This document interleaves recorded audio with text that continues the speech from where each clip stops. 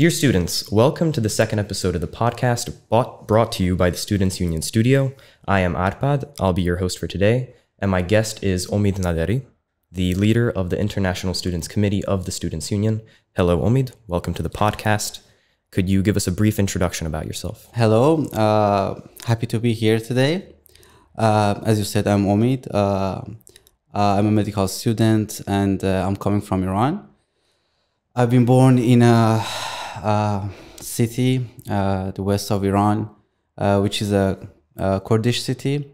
I have a Kurdish background.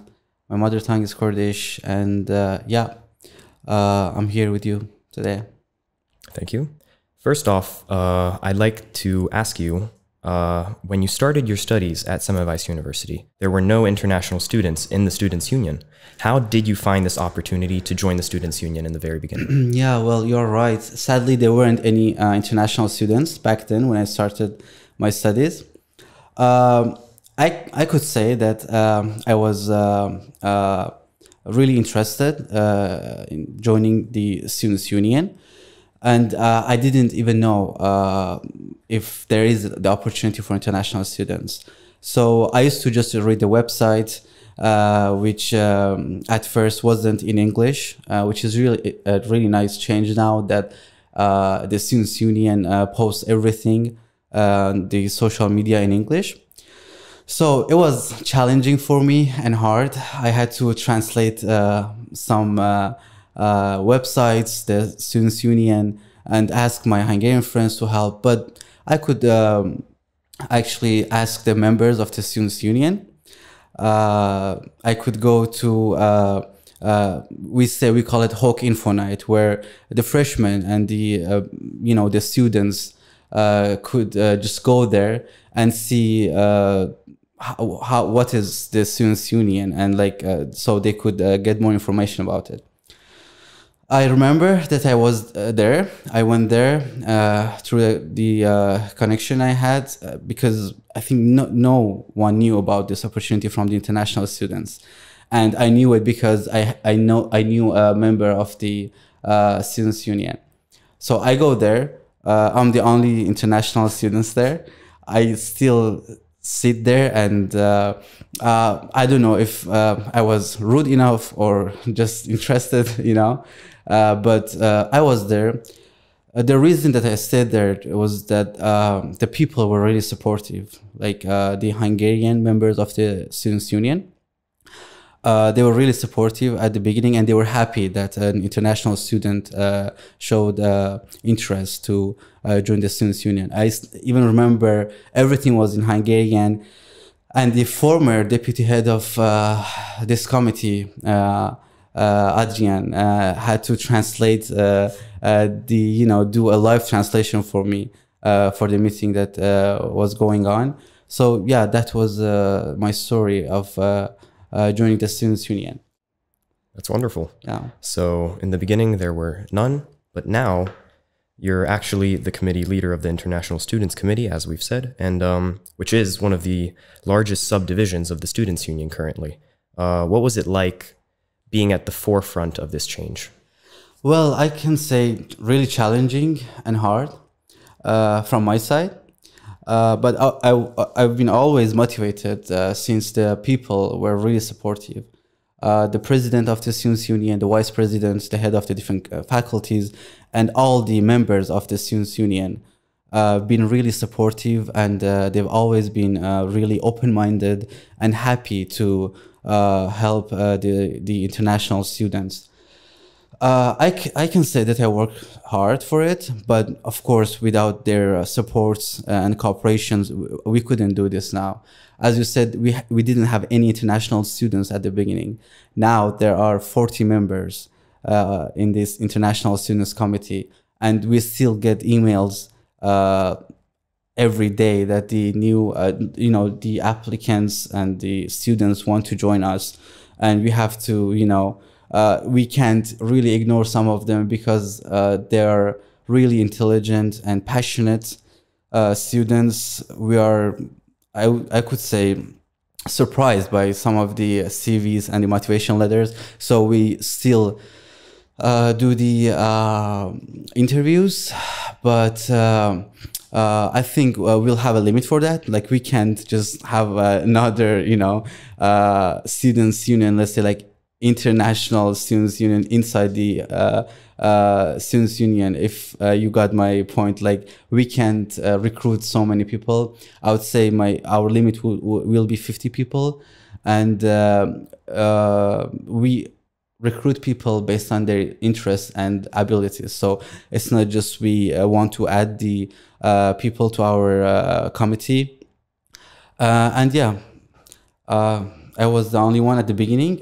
If I'm not wrong, we had another international student at the committee, which it was formerly known as Foreign Affairs Committee, which we changed it to International Students Committee. To make it more clear and to make the goal clear that we want to focus on international students. But I think, if I'm not wrong, this is the first time in the history of the Semmelweis student that an international student is involved in the presidium of the Students' Union and is a member of the presidium. And I'm really humbled, actually, and delighted that I could do that.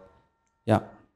So, to sum it up a little bit, if you could, you'd put every single one of those people on the team, but sadly it's not possible to have hundreds of people in there. So that's wonderful.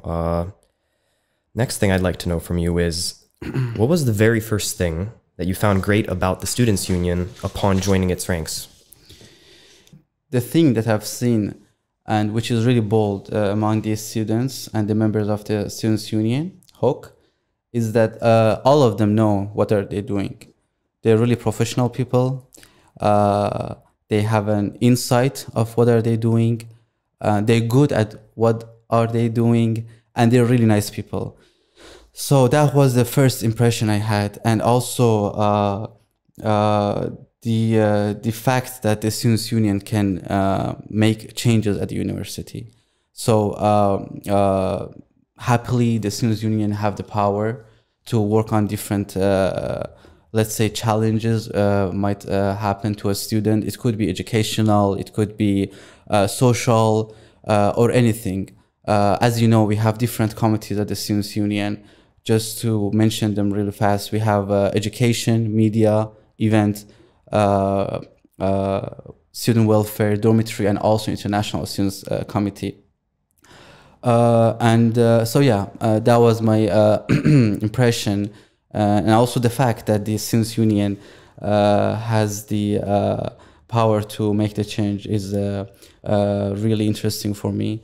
And I think they deserve it, because the members are working really hard for it. Like, as you know, we are all medical students. Of course, like the priority is to study. But sometimes even I am surprised, like how members can keep the balance and do the job, because it's not an easy job. Apparently, I could say this is not just a student job. It could be like a real job, because it has reason. One is that the students are really passionate about it. They good at what they're doing, and they like to make the changes and work on their plans. And second of all is that they see the need from the other students, and I could say that they feel the responsibility to work there, which is a really great thing. What year do students have to be in to apply to be in the Students' Union? Well, we actually don't have a, let's say, limit for that. Any student from any faculty could apply. This year, we recruited people from the Faculty of Health Sciences for the first time. Sadly, they weren't involved that much at the Students' Union. And now we have representatives which are really passionate and happy, because they've never had a voice at the Students' Union. All right. We've touched upon this topic a little bit, but I'd like to get a deeper understanding of it. So the ISC is the newest edition, as we know. Could you tell us about why this change was necessary to add it to the Students' Union? Yeah, as you said, ISC, we call it now the International Students Committee. We did this change, or let's say we built this community because we felt that we needed, and the students also need this opportunity, the international students. We take care of every and each aspect of the students' demand. We have the members for that. So as I told you the list of the different committees at the Students' Union, the idea behind the International Students Committee is that we made subcommittees at the International Students Committee, or ISC. And they are the same as the committees at the Students' Union, which is in charge for Hungarian students. So we have education subcommittee, we have media and communication, we have events, student welfare, dormitories, and also we're growing our German student subcommittee. I think international students deserve this actually, because one of my main reason was actually the ups and downs I had myself during my studies. So I had problems. I had low points at the university, and I couldn't really forward it to an organization, a student organization who could help me and to be a bridge between me and the university. And that was also one of my main concerns, that I could see this lack of communication. And now I'm really happy that we're working on it, we're growing it, and it's actually working. Yeah. So there's quite a bit of a cultural gap between where international students come from a completely different country, sometimes a completely different continent, matter of fact. So what do you believe are your personal attributes that are really going to help you bridge this gap between the students here in Hungary and students from abroad? Well, that's a really good question. I'm really happy that you brought it up. And I think that's just something we can't deny it, that there are like multicultural gaps at the university because people are coming from different backgrounds. This is also one of the main goals that we made International Students Committee. So we can work as a bridge to cover this intercultural gap at the university.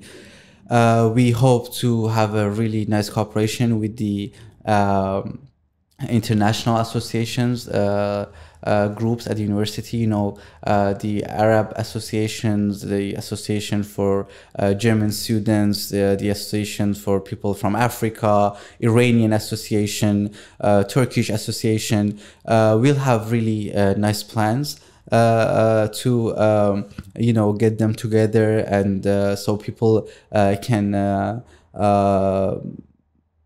get an insight about the other cultures. We already had some events as a cultural evening in which the different countries could have representatives there. They could offer their food, their culture, the way they wear clothing, and it's all really interesting. I mean, I personally am really interested in different cultures. I'm coming from a culture, really old culture. I've been born in Iran and coming from a Kurdish family, and I've seen the diversity of the cultures, and that's something makes me really interested to study and learn about new languages and new cultures. And we definitely will work on that to just bring the students closer together. Yeah, I heard you're pretty well traveled, so you've probably been around the block and you've seen quite a few things. So yeah. And you like getting hands-on, being in that environment. So this is like a really good job for you, like being right in the center of this nice conglomeration of all sorts of people. Yeah. And thank you for joining us today, Omid. It's been a pleasure. And a sincere thank you goes out to all our listeners tuning into the podcast. Be sure to tune in next time, where we'll be talking with varied guests about other interesting topics. And Until then, be sure to give us a follow on our social media platforms and accounts. And until next time, bye-bye.